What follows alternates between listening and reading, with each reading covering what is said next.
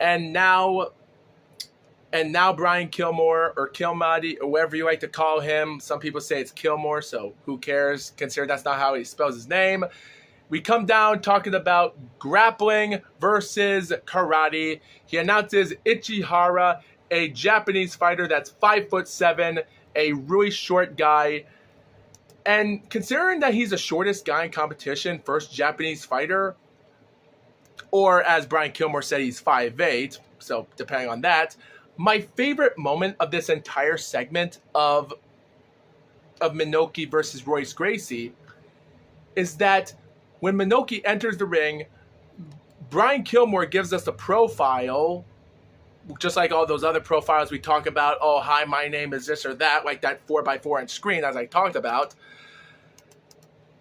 Even though Brian Kilmore said that we don't know much about who this Japanese fighter is, we get to the screen, and out of nowhere, they show us this profile package, and I'm going to be honest, I loved every bit of this profile package.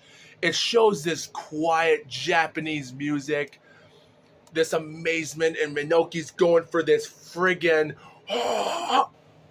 I love it so much. And this quiet music. We have a USA flag in the background and a South Korean flag on his left or our right of the camera screen. And this awesome narrator. I love the narrator's voice. He says, and I quote, "In his hometown of Tokyo, Japan, Minoki Ichihara is a living legend, a second-degree black belt in Karate-to and Kwaido-juku. Minoki has won more than 60 full fights in his career. At only 5'7", and Brian Kilmore says 5'8", I kind of think the narrator's right, and only at 178 pounds, he is the smallest competitor in the Ultimate Fighting Championship, but he is not concerned."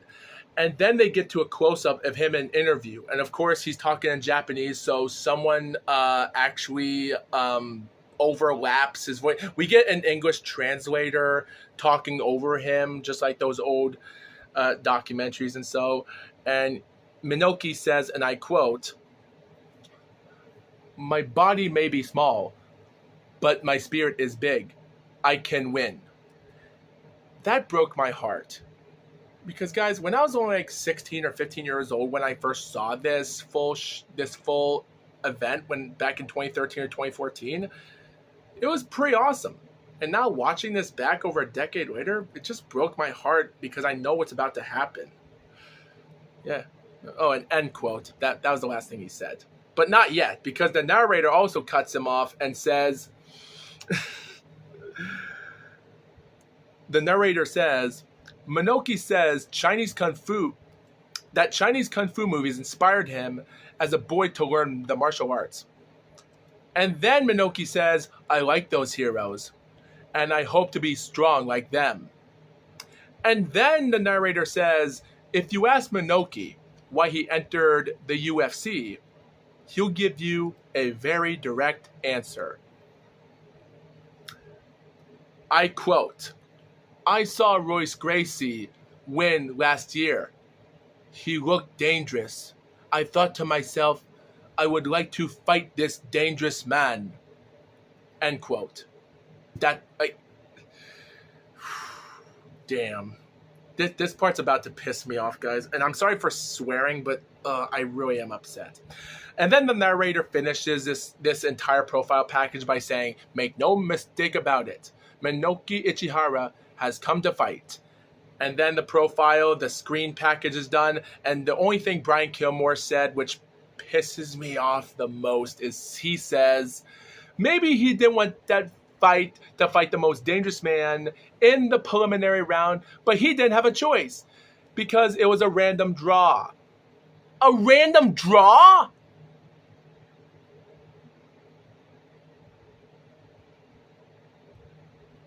Three things. While Royce Gracie is entering the ring, he announces what his name is, this or that. The first thing, I'm like, A, we have 7 bouts that are not on pay-per-view, and we get this 8th bout on pay-per-view in the preliminary rounds. So you're telling me that the second thing is the narrator tells us why Minoki entered the ring, because he wants to fight this dangerous man. And 3, Brian Kilmore tells us that he had no choice because they were picked random numbers? Like random numbers out of a hat? And they were fortunate to be picked as the last 2 fighters in the preliminary rounds? I don't believe one damn thing you say. I believe in my heart of heart this fight took place on purpose. I don't think this fight was picked on a random number. If it was, there's no way that it happened. They were the final 2 fighters picked out of a hat and say, oh, hey, these are the 2 fighters that are going to be in the end of the final preliminary rounds before we get to the quarterfinals. So, you know what? How about we skip those other 7 bouts on and then go to pay-per-view and let this be the first match of the show? I just find that hard to believe. I think they did this on purpose because they know they just wanted to open the show up of seeing a Japanese fighter get his butt beat by Royce Gracie. And it friggin' upsets me that this is what we get. I'm pissed off that the first ever Japanese fighter to ever be in UFC got embarrassed to lose against Royce Gracie in 5 minutes and 8 seconds of the bout by a lape choke. I find this very hard to believe that's the truth. Even if they were... Guys, I just don't believe that. I just don't.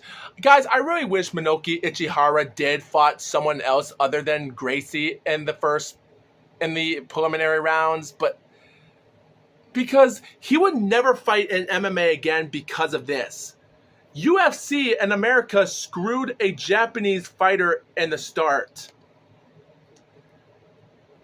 I was even surprised that Rich Goins, the announcer, even said that Minoki says that he has a heart like a champion or like a giant. I can't even remember what he said because I'm still upset.